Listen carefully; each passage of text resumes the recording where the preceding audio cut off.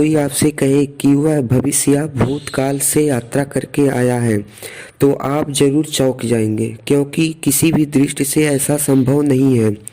अभी तक विज्ञान के पास भी ऐसा कोई तर्क या यंत्र नहीं है जो इंसान को किसी दूसरे युग या काल में एक ही समय में ले जाए।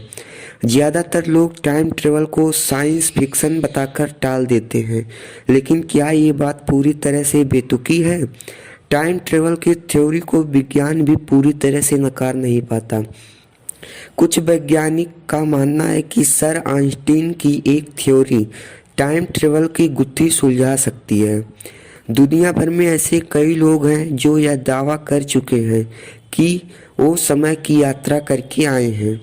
सन 1911 में पहली बार चोरोलेट एन मोबेरली और एलेनोर जॉर्डन ने एक किताब लिखी थी।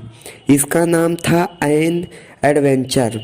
इस किताब में उन्होंने टाइम ट्रेवल का जिक्र किया था और उनका कहना था कि एक दिन वह दोनों घूमते घूमते 18वीं शताब्दी में पहुंच गए थे। हालांकि लोगों ने इसे एक मनगढ़ंत कहानी बताकर नज़रअंदाज कर दिया था, लेकिन उसके बाद भी कई लोगों ने समय की यात्रा करने का दावा पेश किया है। साल 2006 में स्वीडन के एक पुरुष हाकन नॉर्डक्विस्ट ने अपनी कुछ तस्वीरें इंटरनेट पर डाली, जिसने पूरी दुनिया में सनसनी फैला दी थी। उसका कहना था कि वो भविष्य की यात्रा करके आए हैं, जहां वो 70 वर्षीय हाकन नॉर्डक्विस्ट से भी मिले। हालांकि इस बात में कितनी सच्चाई है इसका पता नहीं चल पाया, लेकिन आगे भी ऐसे कई खुलासे होते रहे हैं। हाल ही में इंटरनेशनल टीवी चैनल में एक टाइम ट्रेवल नोआ का इंटरव्यू सोशल मीडिया पर अपलोड किया, जिसका दावा था कि वह भविष्य की यात्रा करके आया है। नोआ पहले भी भविष्य को लेकर कई खुलासे कर चुके हैं, लेकिन हाल ही में उन्होंने चौंकाने वाला खुलासा किया है। उनका कहना है कि 2030 में मार्टिन लूथर किंग की पोती योलांडा रेनी किंग अमेरिका की राष्ट्रपति बनेगी और इसके साथ ही वह अमेरिका की आखिरी राष्ट्रपति भी होगी। हालांकि इस बात पर कितनी सच्चाई है ये तो वक्त ही बताएगा। टाइम ट्रेवल को लेकर शुरू से ही वैज्ञानिकों के बीच मतभेद रहा है। कुछ वैज्ञानिकों का मानना है कि ऐसा संभव है, वहीं कुछ इसे बिल्कुल भी नकार देते हैं।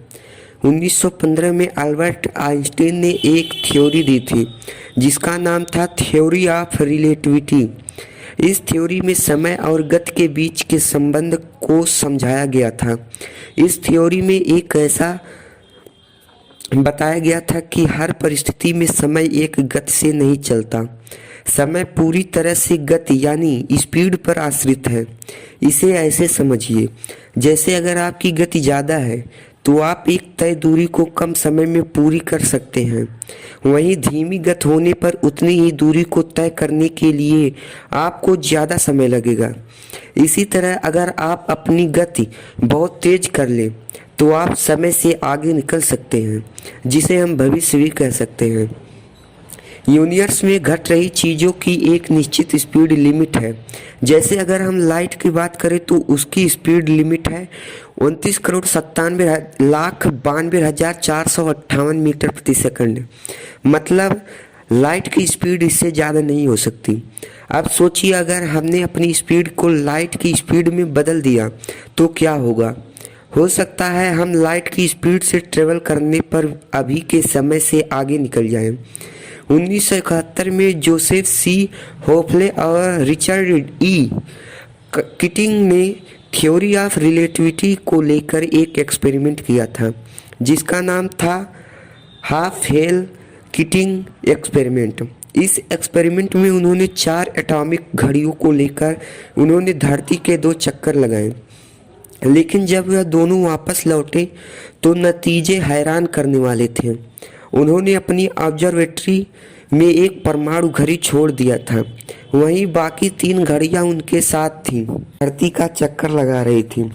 जब वह वापस लौटे तो उन्होंने पाया कि चारों घड़ियों की टाइमिंग अलग अलग थी, बल्कि जो घड़ी उन्होंने अपने लेबोरेटरी में छोड़ी थी उनकी टाइमिंग सबसे धीमी थी।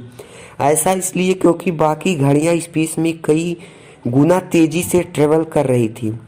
वहीं लेबोरेटरी में रखी घड़ी बिल्कुल स्थिर थी। लेकिन इस एक्सपेरिमेंट के बाद एक बात तो साफ हो गई कि अगर हम अपनी स्पीड को बढ़ा लें तो हम समय के आगे बढ़ सकते हैं, यानी भविष्य में जा सकते हैं।